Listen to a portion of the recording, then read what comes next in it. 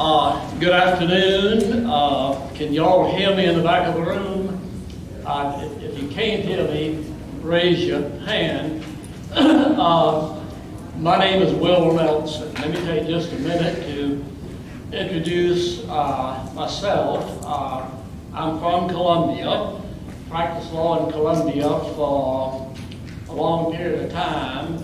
I'm now retired. I have one wife of 49 years, several children, and several grandchildren.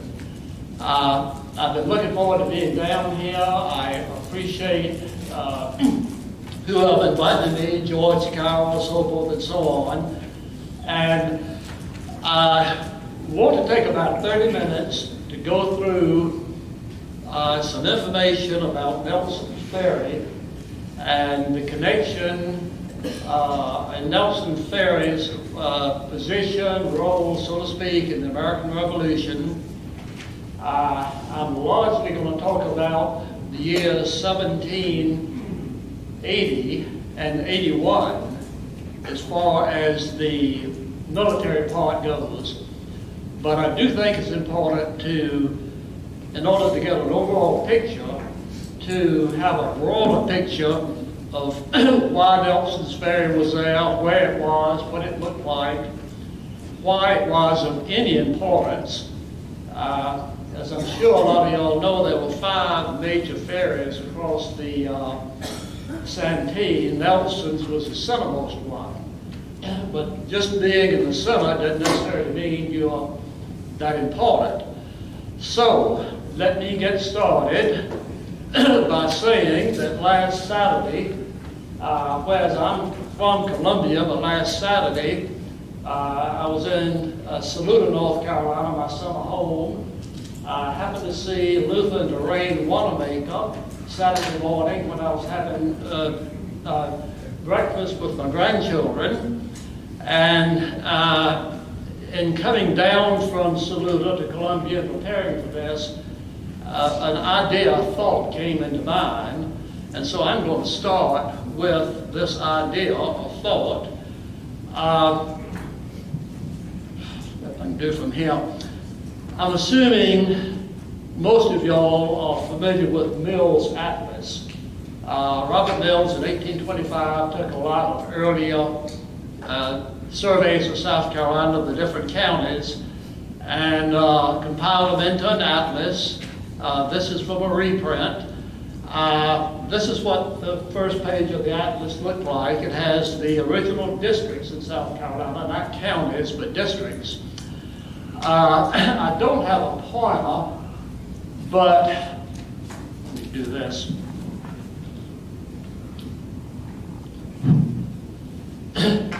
Columbia, of course, if you can see it, is in the center.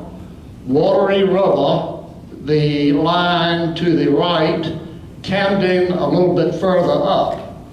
I mentioned Saluda and so forth ended from, is that a grade here? Where's that? Oh, that point. Which one? Below? Uh-oh, George. Where's the green light? Okay, here we go. Y'all bear with me here. Columbia, Nelson's Ferry Hill. I mentioned Saluda because early on there was a Cherokee trading path that started up near Saluda, North Carolina, came down into South Carolina upcountry to Camden. Camden, founded in 1732, I believe, was the head of navigation on the Watery River. And boats could get, at least smaller boats, could get to Camden, but from Camden south, you could go south on the Santee River. Going back to my notes over here, I need to mention 2 disclaimers, so to speak, very quickly. The first one is that there were 9 male Nelsons who fought with Francis Marion during the American Revolution. 5 for the Americans, the colonists, 4 for the British Crown. But this is not a lecture on the Nelson family history, so I want to make that clear. And number two, and I mean this in all sincerity, I don't consider myself necessarily that much of an authority on the entire American Revolution. The entire American Revolution extends over a considerable period of time, and I'm going to try to concentrate just on the Ferry, Nelson's Ferry, and the part it played in the war. Going to the war, my notes, and they could be wrong, but I've got May 16, 1771, the Battle of Alamance in North Carolina, which was an early skirmish between the North Carolina men and the royal governor, I believe. November 1975, there was a skirmish at 96 in South Carolina.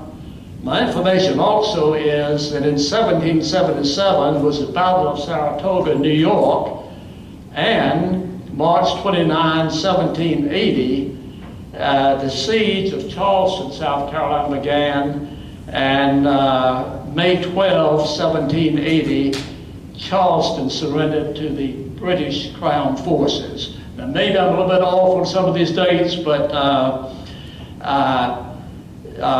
so be it if I am. But once the British were in Charleston, they came up with a general plan, so to speak, to move out into other parts of South Carolina. One section, one group of troops was to leave Charleston and go up the Savannah River inside Georgia, up into Georgia. Another was to pass the Saluda, meaning Saluda River, to 96 South Carolina. And a third group of soldiers, I believe about 2,500, was to cross the Santee River, and by marching up the northeast bank to get to Nelson's Ferry. And my information is, and this is from Colonel Tarleton's memoirs, that they got to on the 22nd of May, 1780, they started moving to Nelson's Ferry, and they were at Nelson's Ferry within about a week, as I understand it. There was a lot of bad weather along the way. Okay, I then, in my opinion, put the military part of Nelson's Ferry from roughly the 28th or 29th of May, 1780 through 1781. Going to the ferry, and I don't know how clear this is for those in the back. George, can you? Yeah. I'm not an artist, so please forgive me on the art part. But this blue represents the Santee River. This is upriver, this is downriver. This is headed toward the Santee Delta. The green line here represents the highland north of the Santee. The dotted area represents swamp on the north side of Santee. Utah Springs down here flowed west for a couple of hundred yards, then north into the Santee at this point. At the point where Utah Creek hit the Santee River, that's where Nelson's Ferry was and still is, even though it's under the water. Going further, there were four main roads that approached Nelson's Ferry from the north. This is the road to Camden ultimately. This Highway 261 generally now. This is the Murray's Ferry Road. from Morris Ferry to Nelson's Ferry, two older roads up here. The reason they converged at this point, and the reason Nelson's Ferry was put at this point, is that there was about a mile-long peninsula of land that stuck out into the Santee River and the Santee Swamp. And therefore, since the shortest distance between 2 points more or less is a straight line, the ferry was put here because immediately on the other side of the road, you have the Nelson's Ferry Road, otherwise known as the Road to Charleston, otherwise known as South Carolina Highway 6. All right, going to the reverse, more or less, of the way I've just described, if you were on the old Nelson's Ferry Road coming up from Charleston, and by the way, Utahville is over here, just to orient you. The road came up, and the ferry house was located to the right of the road, almost where the road hit the river. Jared Nelson lived across the creek.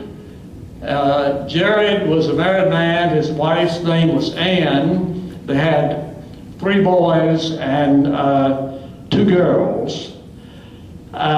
Jared and the family actually lived up here north of the ferry in what is now Lower Clarendon County, but he remained loyal to the British Crown, and because of that, he wasn't very popular among his neighbors.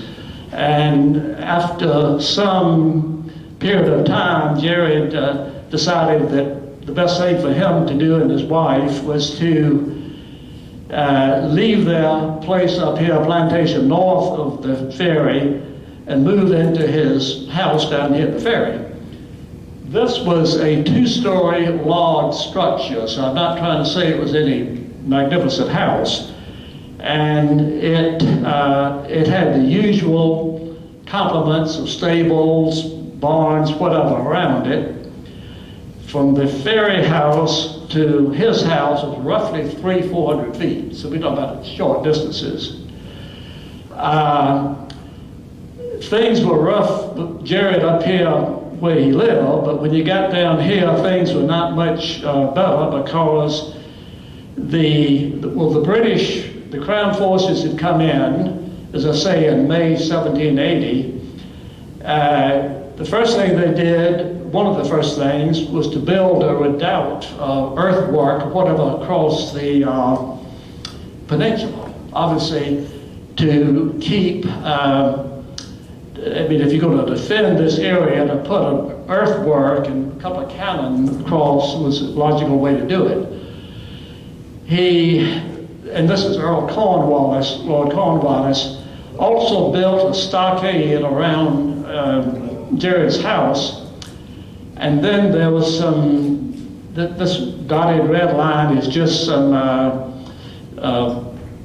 sentries that were posted around the house. And anyway, that's what the lay of the land looks like. Let me step back across.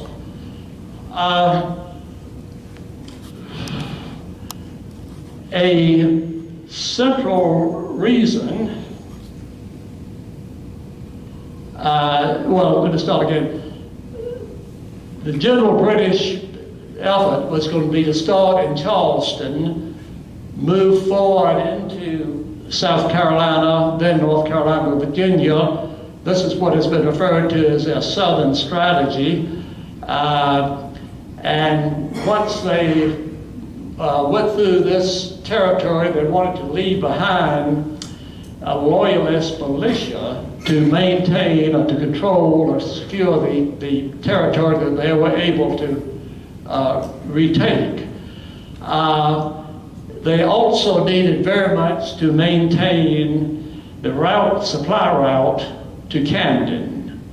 They needed to keep that route open, and that's one reason, at least in my opinion, that the they wanted so much to hold Nelson's Ferry.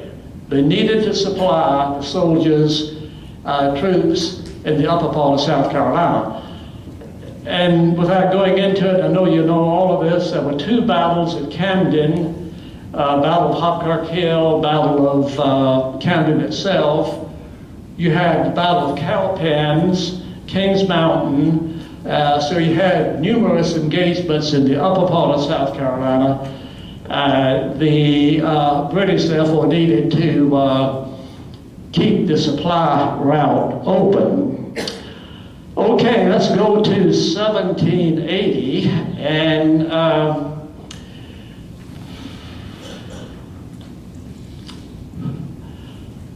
right, one point I want to make.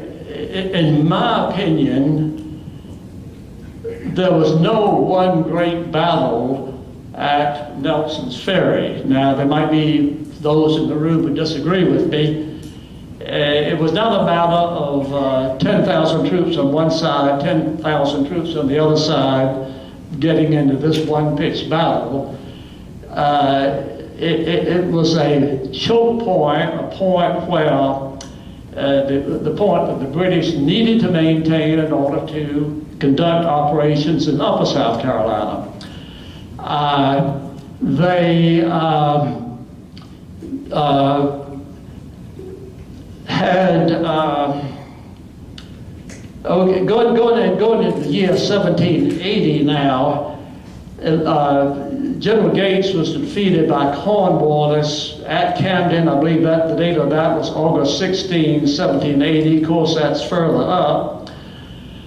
And then over this whole period of time, you had troops going back and forth, but on the south side of the Santee and on the north side of the Santee, the place where they had to cross, wanted to cross, needed to cross was Nelson's Ferry. Let me flip my page here 1 minute.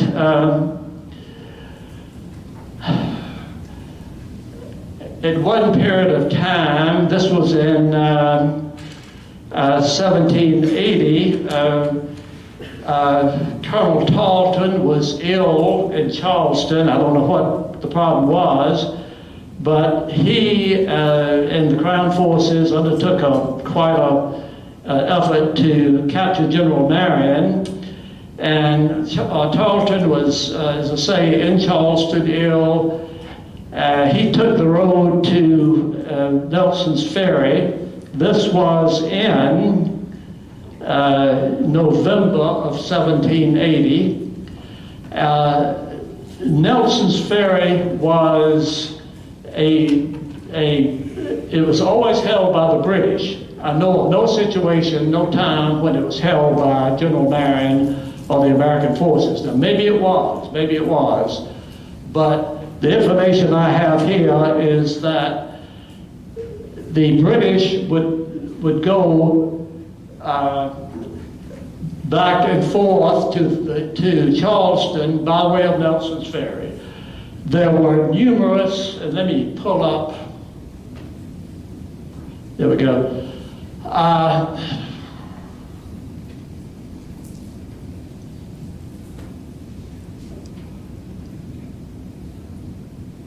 Numerous battles, I call them battles, in some ways they were mere skirmishes.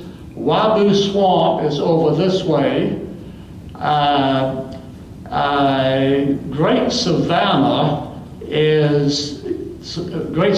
Savannah Creek, roughly here. This is Scotts Lake and Fort Watson. I think y'all are all familiar with Fort Watson.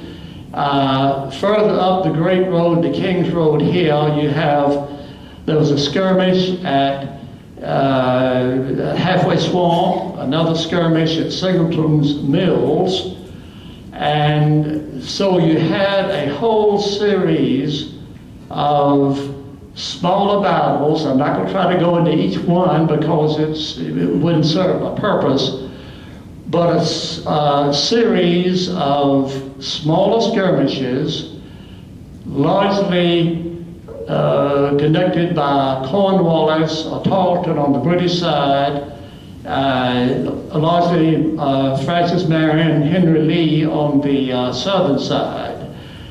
Later on, of course, I believe this was 1781, you had the Battle of Utahville, and on the south side of the river. So the point I'm trying to make is that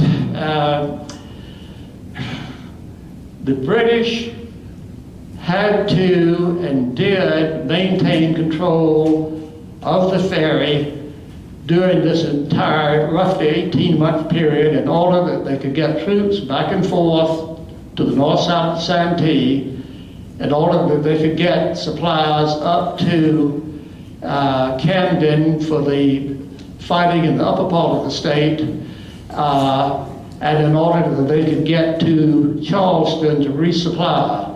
My information is, and maybe I'm wrong on this, that there were no long baggage trains, so to speak, supply trains for the British Army. They lived to a certain extent off of the countryside, what they were able to borrow, steal, or whatever take from the surrounding property, surrounding farms.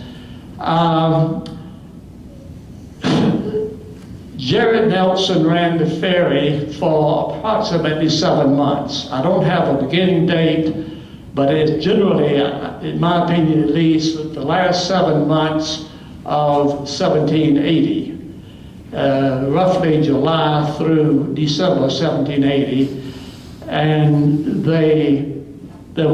he also could have run it a little bit into 1781.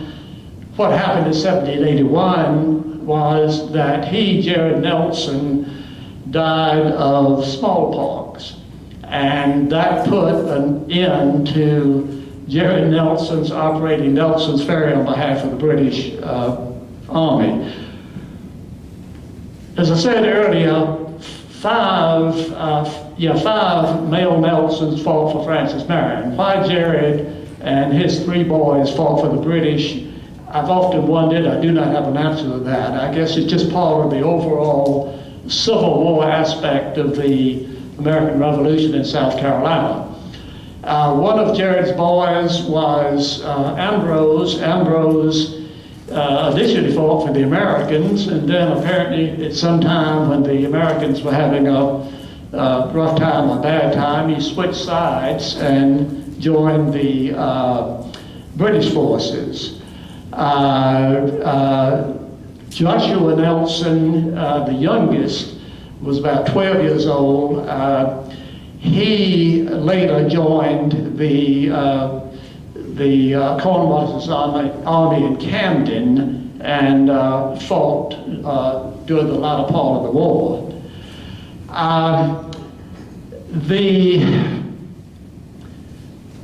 As I say, I'm purposely not trying to concentrate on specific battles. In an earlier battle, I believe the Battle of Camden, possibly, for example, a group of soldiers from Maryland, I've heard them referred to as Marylanders, were captured by the British, and at Great Savannah over here, I believe General Marion, with the assistance of his good men, were able to rescue those, the detachment of Maryland soldiers. Going upriver to Fort Watson, Lieutenant James McKay was the British commander of Fort Watson, and I think it was in April 1781 that the American forces were finally able to overcome Fort Watson and take that post. So the bottom line from my standpoint is that by controlling Nelson's Ferry, which they did, the British maintained the supply routes to Camden and were able to supply their forces everywhere from Jack's Creek, Halfway Swamp, Singleton's Mill, Fort Watson, Great Savannah, Waboo Creek, and a couple other places. So it was a choke point, a river crossing, a place that the British simply had to have if they were going to run the war like they wanted to run the war. All right, I'm going to jump a little bit ahead because I want to show the totality of the more or less Nelson's Ferry, but the war in South Carolina began to wind down, as I recall it, the latter half of 1782. I think the British evacuated Charleston December of 1782. I'm not sure of the exact date, but December 1782. By that time, Jerry Nelson was dead. His wife Anne and the children had retreated into Charleston for safety, and everything they had owned in what was in Upper Berkeley County, Lower Suffolk District, now Clarendon County, was gone. Jerry did not charge the British at the time for the use of the ferry. Jerry simply ran the ferry at the request of a British officer. After the war, when the war ended, Jared left South Carolina on board a British ship, went to Halifax, Nova Scotia, and then back to London. And in 1787, he filed a petition in London seeking, in effect, compensation for the use of the ferry and the loss of the ferry during the American Revolution. I've got a copy here of the memorial that he filed in London. I'm not going to go through this whole thing. Not going to go through it in a great detail. But after the revolution, the British government made an effort to compensate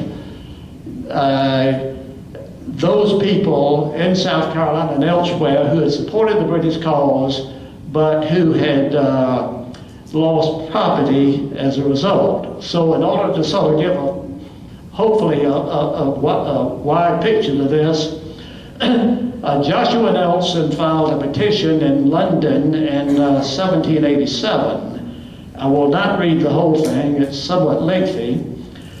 It starts out by saying, and he refers to this as a memorial. We would talk about it today as a proof of claim, but he calls it a memorial.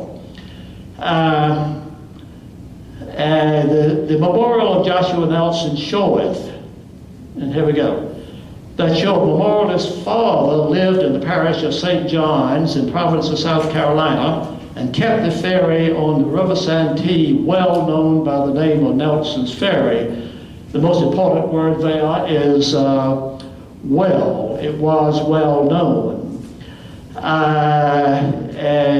When the British Army came into the province of South Carolina in May 1780, Jared remained at his home and waited the arrival of the troops, the king's troops, to the ferry, where he procured his ferry boats for the use of the British troops in passing that river. The memorial goes on, says that Jared Nelson,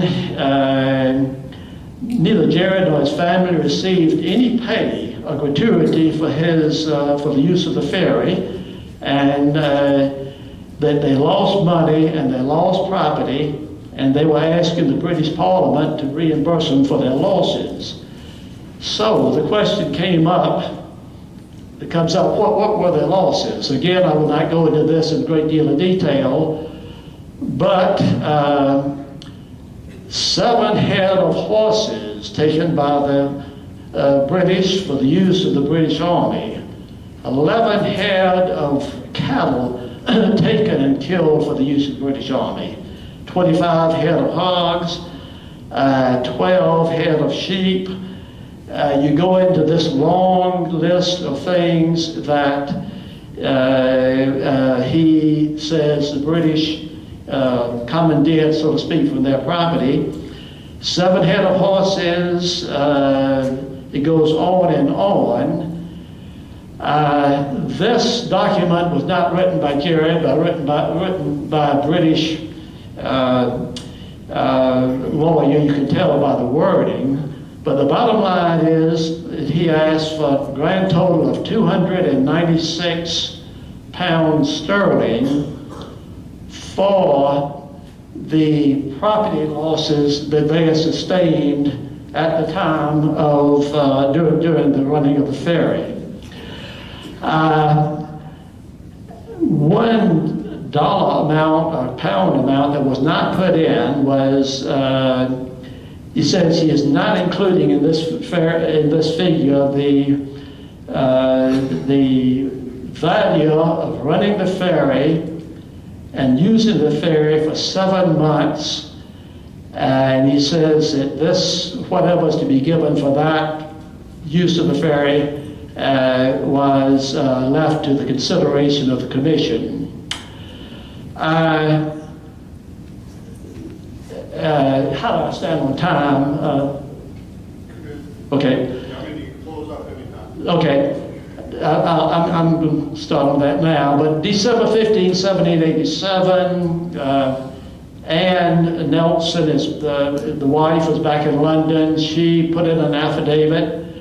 From the British side, there was a General MacArthur, Lieutenant Rawdon, Bernard Keane, captain of the New York Volunteers, and John Grant Fraser of the Royal Artillery. To me, that's a good Lowland Scott name.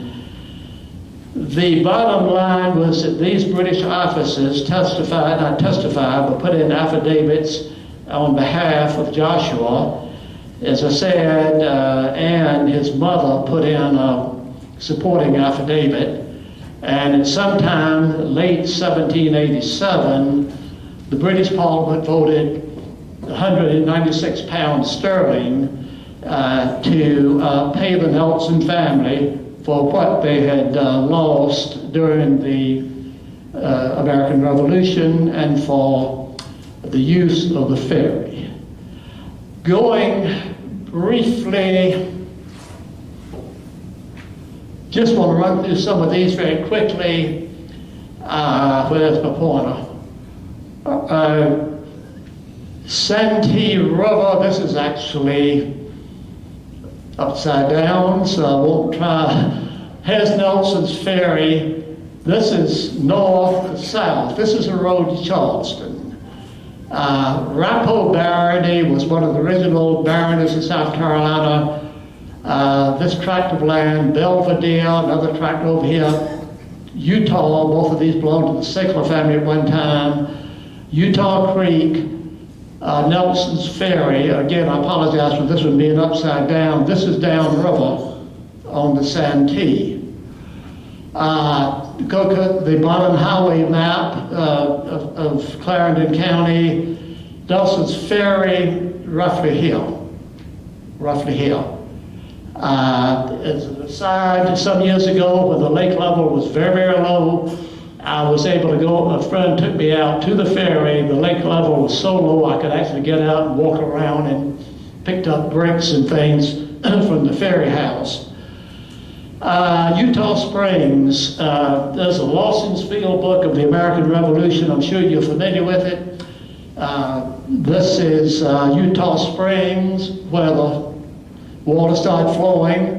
A later picture of Utah Springs prior to the creation of Lake Marion. This is the only known picture, a depiction of Nelson's Ferry that I know of. Possibly there are others, but this is Utah Creek. This is Santee River. This is going south, east rather. The peninsula I was talking about is over here, and the tree you see here was right here, and Jared Nelson's house was roughly over here. How accurate that is, that was done by Benjamin Lawson in 1849, I think. Okay, this is the petition that Joshua filed in London. Again, I've already commented on it, therefore I will not go into any more detail, but there we go.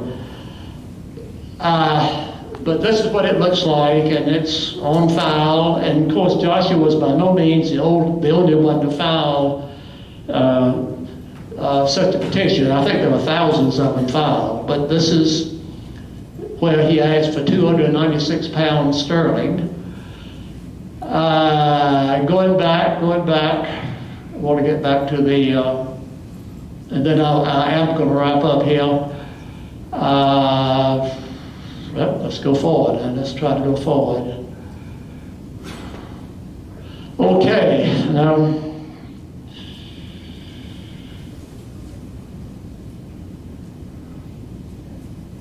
okay. In an effort to wrap up, in Georgia, we'll be wrapping up here.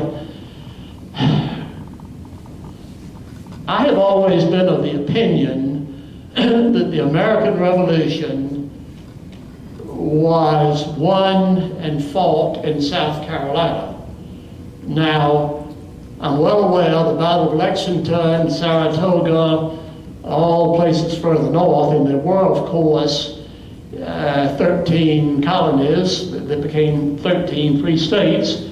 And in my opinion, the northeastern states have done a very good job in promoting their American Revolution background, which is fine. I'm not running that down. But my feeling all along has been that what turned the tide of the American Revolution, what brought about the ultimate freedom of this country, were the efforts by Francis Marion, Thomas Sumter, Andrew Pickens, and the various other people in South Carolina. It's not that they won the war, but I think they laid the groundwork, certainly did their part. And with that generalization, and without meaning to puff up the importance of Nelson's Ferry, to me, it was a choke point, a major river crossing, a place the British had to hold, and they did hold, and they, of course, were therefore able to supply the